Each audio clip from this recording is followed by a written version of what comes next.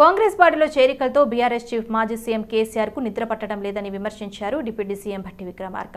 Party లీడర్లను కాపాడుకునే ప్రయత్నంలో కేసీఆర్ దిగజారి మాట్లాడుతున్నారు. కేసీఆర్ మాటల్లో కొంచెమైన వాస్తవాలు లేవన్నారు భట్టి. 10 ఏళ్లు సీఎంగా ఉన్న వ్యక్తి ఇంతలా దిగజారుతారు అని అనుకోలేదని చెప్పారు. ఇక కట్టుకథలు చెప్పి ప్రజలను మభ్యపెట్టాలని కేసీఆర్ ప్రయత్నించారని ఆరోపించారు. నీళ్లు కాళేశ్వరం గురించి కేసీఆర్ నిజాలు చెప్పలేదన్నారు భట్టి విక్రమార్క. మీటింగ్లో మైక్ సమస్య వస్తే కరెంటు కోతలు అంటూ అబద్ధం మాట్లాడారంటూ మండిపడ్డారు. రాష్ట్రంలో అనేక సమస్యలకు బీఆర్ఎస్ పాలనలే కారణమని ఆరోపించారు. సరిదిద్దుకోలేనంత తప్పిదాలు గత ప్రభుత్వమే చేసిందన్నారు. అయితే అస్తవ్యస్తమైన ఆర్థిక వ్యవస్థను 3 నెలల నుంచి గాడిలో పెడుతున్నామని చెప్పారు. కేసీఆర్ చేసిన అప్పులన్నీ ఇప్పటికీ తీర్చలేకపోతున్నామన్నారు. యాదాద్రి థర్మల్ ప్రాజెక్టు నిర్మించిన స్థలమే కరెంటు కాదని చెప్పారు అయితే పర్యావరణ అనుమతులు తెచ్చుకోకపోవడం వల్లే యాదాద్రి ప్రాజెక్టు ఆలస్యమవుతుందని వెల్లడించారు. లేకపోతే రైతు బీమా పైన గురించి మాట్లాడారు, నీళ్ల గురించి మాట్లాడారు, వారు కట్టినటువంటి కాళేశ్వరం గురించి కూడా మాట్లాడారు. ఏ ఒక్కదాన్ని కూడా వాస్తవాలు జోలికి పోకుండా కట్టుకథలు చెప్పి అందులోంచి బయటపడాలనేటువంటి ప్రయత్నం చేశారు తప్ప జరిగింది పొరపాటే.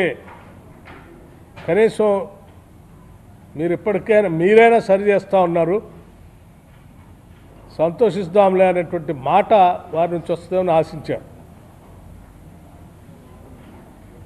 కానీ వారి మాటలన్నీ వింటూ ఉంటే నిన్న చివరికి ఏ స్థాయికి దిగజారిపోయారంటే వారు ప్రెస్ అడ్రస్ చేసినటువంటి ప్రాంగణం, ఆ ప్రాంగణమే వారు మాట్లాడేటువంటి మైక్ కానీ మిగతాది కానీ కరెంటుకు సంబంధం లేకుండా జనరేటర్ పెట్టుకొని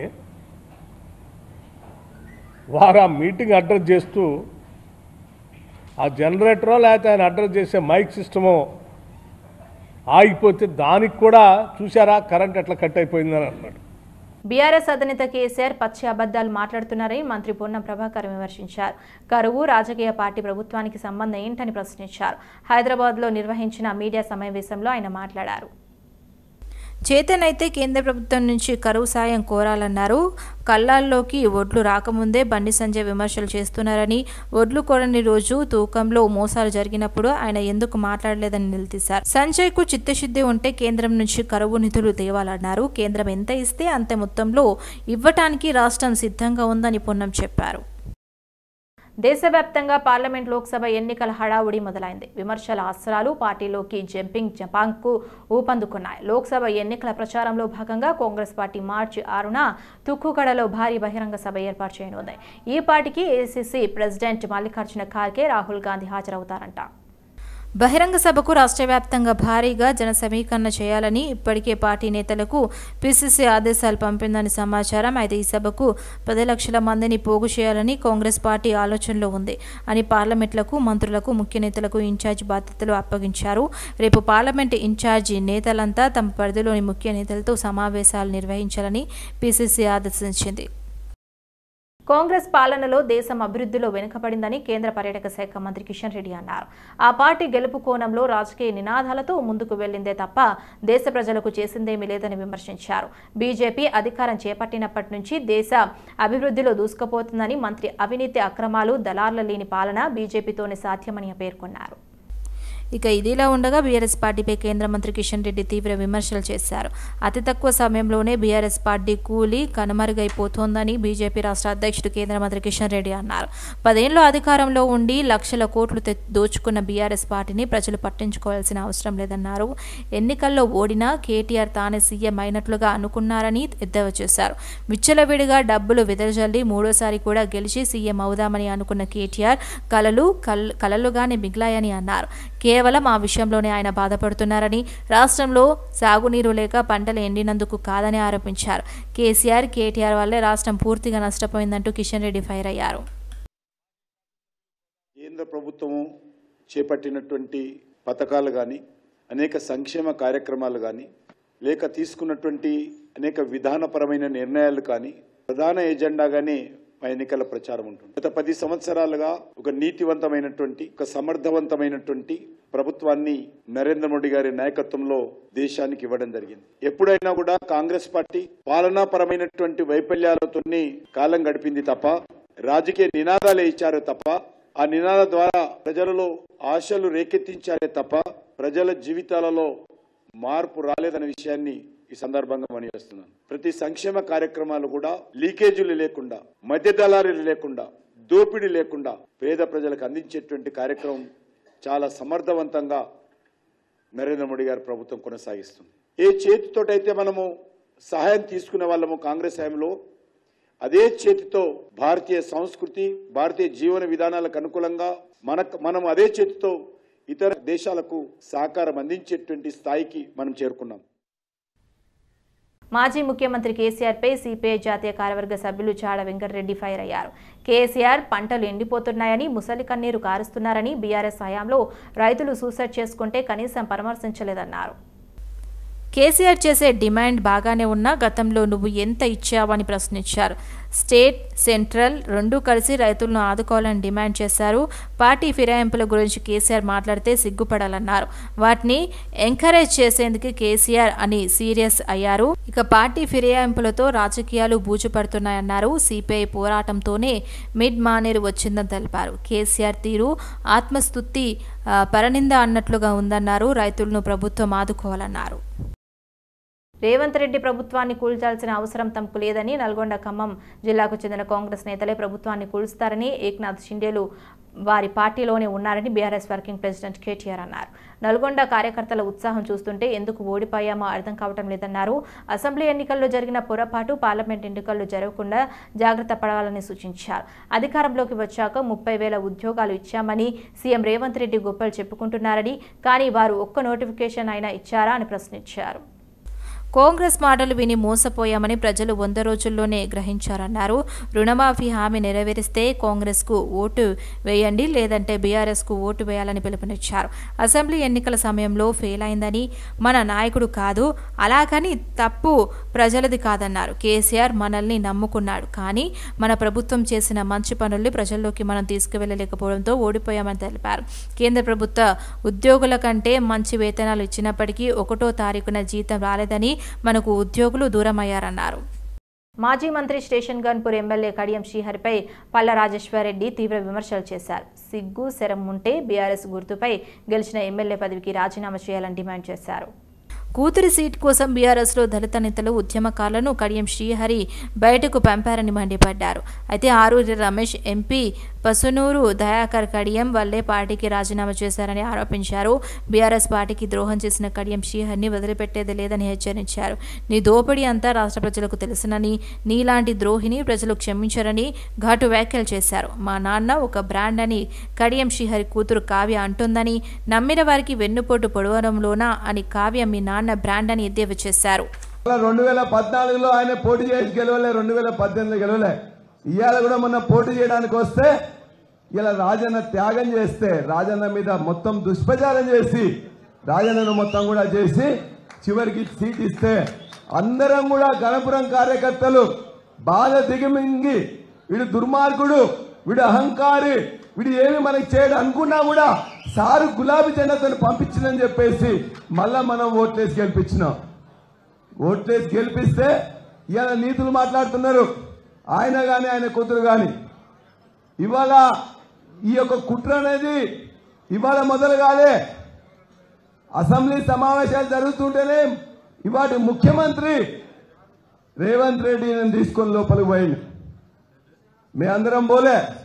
పోయిన తర్వాత అంటున్నట్టు, అన్నా శ్రీహర్ అన్నా నువ్వు వచ్చేయన్నా, నేను కావ్యకు సీట్ ఇస్తా అని చెప్పేసి అన్నామని మేము అడగలే. మేము లాబీలోకి వచ్చి భోజనం చేస్తుంటే సిగ్గు లేకుండా అవి చెప్తా ఉన్నాడు. నేను ఇట్లా అడిగిండు, నేను బోనని చెప్పినా నువ్వు శ్రీహర్ అన్న నువ్వు ఆలోచించమని చెప్పి 3 నెలల కిందనే ఈ కుట్రకు బీజం పడ్డది. అయిన తర్వాత వాళ్ళందరూ కూడా అపోజ్ చేసిండ్రు. నువ్వు మాదిగ సామాజిక వర్గంలో ఒక సబ్సెక్ట్ గా ఉన్నావు కాబట్టి నీకు ఇవ్వడం కష్టం అని చెప్పేసింది. అట్లనే కావ్య అంటే ఆమె ఎవరు, ఎందుకు ఇవ్వాలని చెప్పేసి వాళ్ళందరూ అడిగిండ్రు. అందుకోసమనే కావ్య ఆమె ఇక్కడ ఉండాలంటే మిగతా అందరూ వెళ్ళిపోవాలి. పసుపు దయాకర్ అన్న పోవాలి, రమేష్ అన్న పోవాలి, రాజయ్య గారిని కథం చేసిన ఉద్యమకారులందరూ కూడా వాళ్ళకేమి ఈ కులమో ఆ కులమో అని చెప్పేసి వాళ్ళందరూ చిన్నపిల్లలు అని చెప్పినా ఇక నాకు తప్పనిసరి అయింది. నాది డిక్లేర్ అయితేనే ఈమె ఎవరు కావ్య అంటే బీఆర్ఎస్ అభ్యర్థి అంటేనే నాకు అక్కడ స్టాండింగ్ దొరుకుతూనే ఉంటే కుట్రవన్నీ 3 నెలల నుంచి కుట్రవన్నీ మా ఆరూరు రమేష్ అన్న నిలగొట్టిండు, పసుపు దయాకర్ నిలగొట్టిండు, మిగతా ఉద్యమకారులందరినీ చిన్న చూపు చూసిండు, అందరినీ కూడా మొత్తం వెళ్ళగొట్టిన తర్వాత ఇలా డిక్లేర్ చేసుకున్న తర్వాత డిక్లేర్ చేసిన తెల్లవారే కుట్ర బయలైనది. వరంగల్ జిల్లాలోని అతిపెద్ద రాజకీయ కుట్రదారు కడియం శ్రీహరి అని బీఆర్ఎస్ ఎమ్మెల్యే పెద్ది సుదర్శన్ రెడ్డి ధ్వజమెత్తారు. వరంగల్లో ఆయన్ను ఓడించి రాజకీయ ప్రతీకారం తీర్చుకుంటామని సుదర్శన్ రెడ్డి తేల్చి చెప్పారు. బీఆర్ఎస్ వరంగల్ పార్లమెంటు విస్తృత సమావేశంలో సుదర్శన్ రెడ్డి పాల్గొని ప్రసంగించారు. అన్ని రకాల పదవులు అనుభవించిన కడియం శ్రీహరి ఇవాళ కేసీఆర్ను మోసం చేసి పార్టీని వీడారు. డిప్యూటీ సీఎం, ఎమ్మెల్యే, ఎమ్మెల్సీ, ఎంపీగా పదవులు అనుభవించి చివరకు వరంగల్ జిల్లాలోని బీఆర్ఎస్ నేతలను నట్టేట్ట ముంచారు కడియం శ్రీహరి. ఈ జిల్లాలోనే అతిపెద్ద రాజకీయ కుట్రదారు కడియం శ్రీహరి పార్లమెంట్ ఎన్నికల్లో చిత్తుగా ఓడించాలని సుదర్శన్ రెడ్డి పిలుపునిచ్చారు. వరంగల్ పార్లమెంట్ పరిధిలోని ప్రతి బీఆర్ఎస్ కార్యకర్త కసితో పనిచేయాలని కేసీఆర్ ఆపదలో ఉన్నారు. కవిత జైల్లో ఉన్నారు. కేసీఆర్పై అనేక కుట్రలు జరుగుతున్నాయి. తనకు 32 ఏళ్ల రాజకీయ అనుభవం ఉంది. కడియం లాంటి మోసగాడిని తన జీవితంలో చూడలేదని తమ కోరిక ఏందంటే ఈ పార్లమెంట్ ఎన్నికలతో కడియం శ్రీహరి రాజకీయ సన్యాసం తీసుకున్నట్టే చేయడమే అని సుదర్శన్ రెడ్డి తేల్చి చెప్పారు. ఇవాళ వరంగల్లో సభ్యత్వం ఉన్న ప్రతి బీఆర్ఎస్ కార్యకర్త ఇవాళ కసితో పనిచేయాల్సినటువంటి అవసరం లేదు. మిత్రులారా, కేసీఆర్ గారు ఆపదలో ఉన్నాడు, కాలు విరిగి రెస్టులో ఉన్న సందర్భం. ఇవాళ కవిత గారు కేసీఆర్ గారి బిడ్డ జైల్లో ఉన్నది. కేసీఆర్ గారి పైన అనేక కుట్రలు జరుగుతూ ఉన్నాయి. నిన్నటి దాకా ఉప ముఖ్యమంత్రి పదవి, ఎమ్మెల్సీ, ఎంపీ, ఎమ్మెల్యే అన్ని చేసి కూడా ఇవాళ వాళ్ళ కూతురికి టికెట్ ఖాయం చేసిన తర్వాత ఇలాంటి సమావేశము హరీష్ రావు గారి యొక్క నేతృత్వంలో సమావేశం కూడా నిర్ణయించిన తర్వాత ఎన్నికల ఇన్ఛార్జీలుగా అందరినీ ఎన్నికల ఇన్ఛార్జీలుగా వేసిన తర్వాత సమన్వయ సమావేశాలు అయిన తర్వాత ఆయనకు రావాల్సిన మంచో చెడో అర్థమైందా? మంచో చెడో అంటే అర్థమైందా? అన్ని ఏర్పాట్లు చేసిన తర్వాత మోసం చేసిన ఏమంటామో ఒకసారి మీరందరూ అర్థం చేసుకోవాలి. నా జీవితంలో 32 సంవత్సరాల రాజకీయ అనుభవం ఉన్నది. విద్యార్థి దశ నుంచి ప్రజా జీవితంలో బతికినా, కానీ ఇంత మోసకారి వ్యక్తిని నా జీవితంలో నేను చూడలేదు. మనకు కోరిక ఏంటంటే హరీష్ అన్న మీరు టికెట్ ఎవరికైనా ఇవ్వండి, కేసీఆర్ గారి నాయకత్వంలో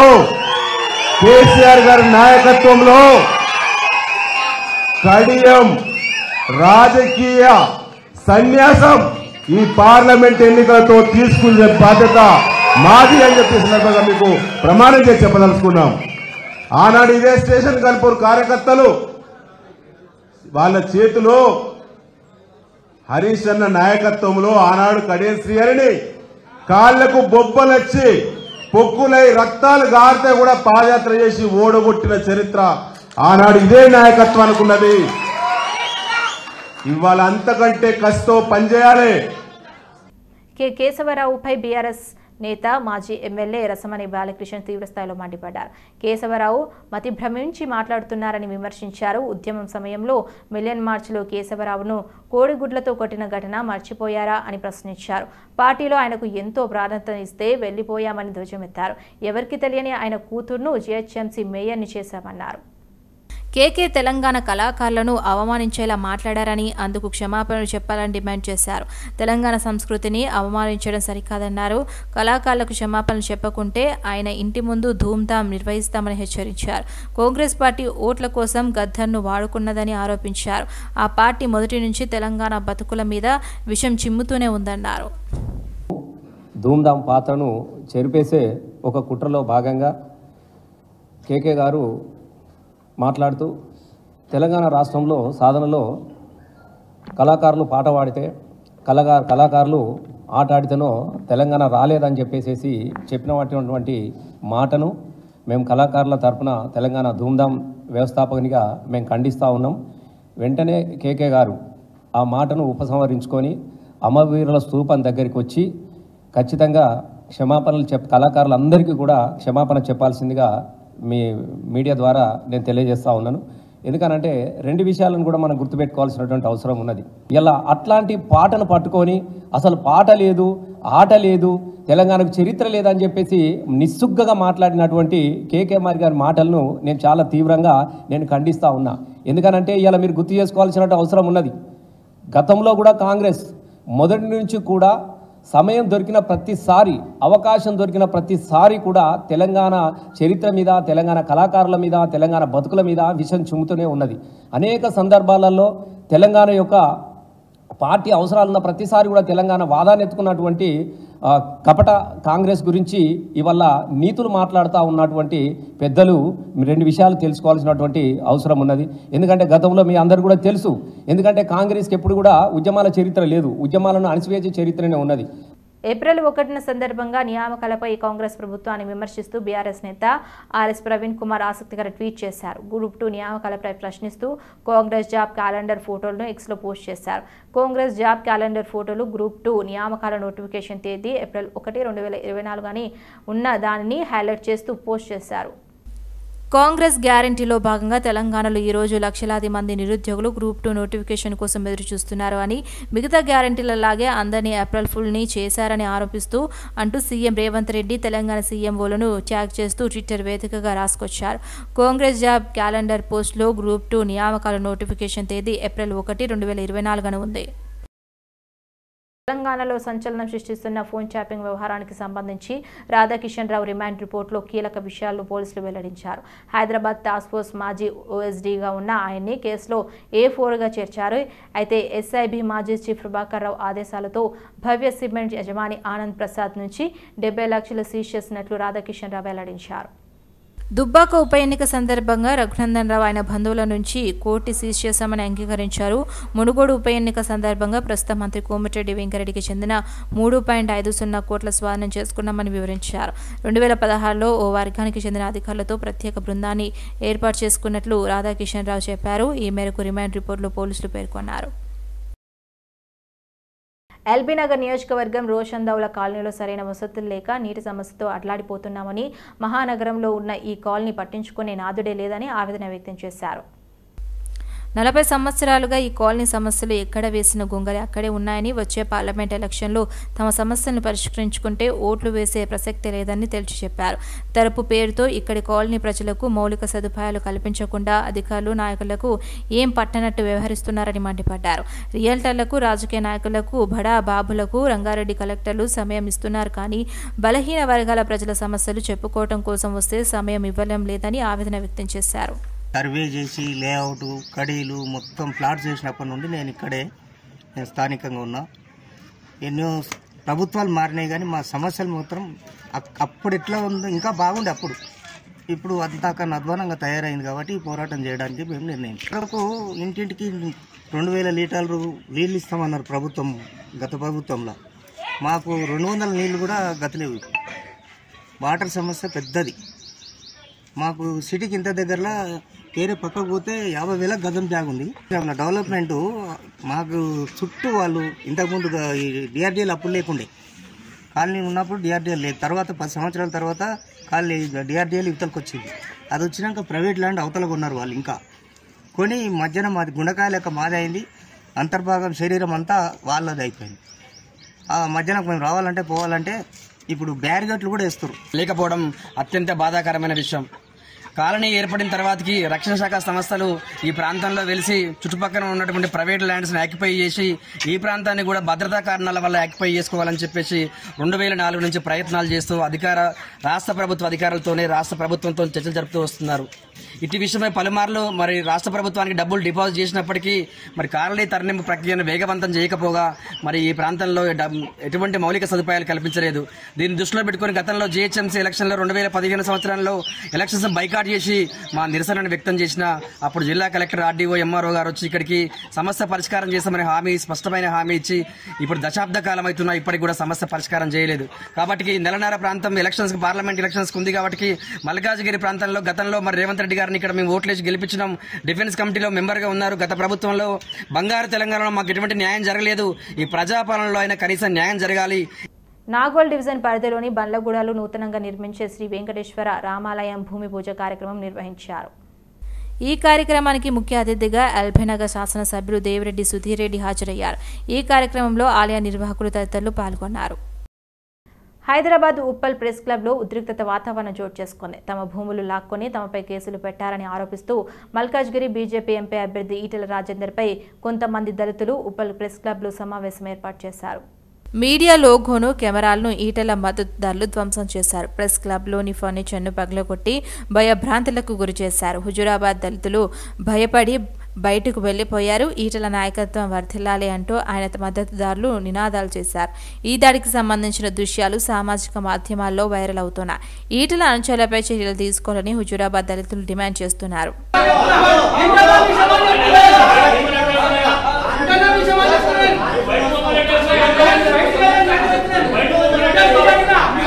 ఎన్నికల నేపథ్యంలో పోలీసులు తనిఖీలు ముమ్మరం చేస్తున్నారు. అందులో భాగంగా సికింద్రాబాద్ రైల్వే స్టేషన్లో తనిఖీలు చేపట్టారు. తమిళనాడుకు చెందిన లక్ష్మీరావు వద్ద నుంచి 30,50,000 నగదును రైల్వే పోలీసులు స్వాధీనం చేసుకున్నారు. సరైన పత్రాలు చూపనందుకే నగదును సీజ్ చేశామని పోలీసులు తెలిపారు. కేసు నమోదు చేసి దర్యాప్తు చేపట్టారు. పూర్తి వివరాలు తెలియాల్సి ఉంది.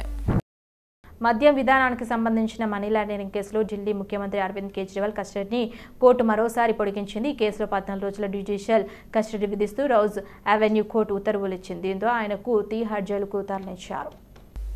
మద్యం పోలీసుల కేసులో ఈడీ కస్టడీలో ఉన్న ఢిల్లీ సీఎం అరవింద్ కేజ్రీవాల్కు కోర్టు జ్యుడిషియల్ రిమాండ్ విధించింది. లిక్కర్ స్కామ్ 15 రోజుల పాటు జ్యుడిషియల్ కస్టడీ విధిస్తూ సోమవారం ఉదయం తీర్పు వెలువరించింది. ఈ కేసులో మార్చి 22న కేజ్రీవాల్ను అధికారులు అరెస్ట్ చేశారు. రౌస్ అవెన్యూ కోర్టు ఆయనకు వారం రోజుల పాటు ఈడీ కస్టడీకి అప్పగించింది. ఆ గడువు మార్చి 28న ముగియడంతో కోర్టులో హాజరుపరచగా ఢిల్లీ సీఎంకు మరో 3 రోజుల కస్టడీ విధించింది. కోర్టు విధించి ఈడీ కస్టడీ నేటితో ముగిసింది. దీంతో అధికారులు ఆయన్ని ఇవాళ ఢిల్లీలోని రౌస్ అవెన్యూ కోర్టులో హాజరుపరిచారు. భారీ భద్రత మధ్య అవెన్యూ కోర్టుకు ఆయన్ను తీసుకెళ్లారు. అయితే స్పెషల్ జడ్జి కావేరి బవేజా ముందు ఆయన్ను ప్రొడ్యూస్ చేశారు. ఈ సందర్భంగా కేజ్రీవాల్కు కోర్టు రిమాండ్ విధించింది. ఏప్రిల్ 15 వరకు జ్యుడిషియల్ రిమాండ్ విధిస్తూ తీర్పు వెలువరించింది. ఢిల్లీ సీఎంను తీహార్ జైలుకు పంపాలని ఆదేశించింది.